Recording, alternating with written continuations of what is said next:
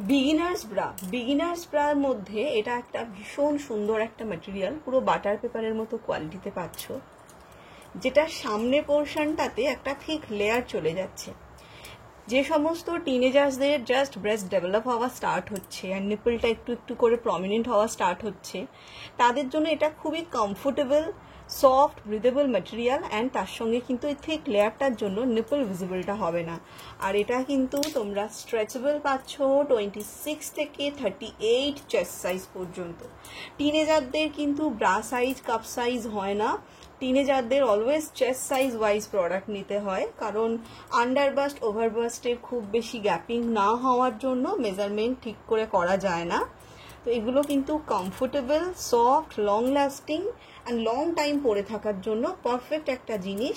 তো যে সমস্ত মায়েরা প্যাডেড কিছু দিতে চাইছো না বা ব্রালেট দিতে চাইছো না, একদম জাস্ট বিগিনার্স, তাদের জন্য এই প্রোডাক্টটা নিতে পারো। সামনের ঠিক লেয়ারটা কিন্তু অনেকটাই কমফোর্টেবল হবে।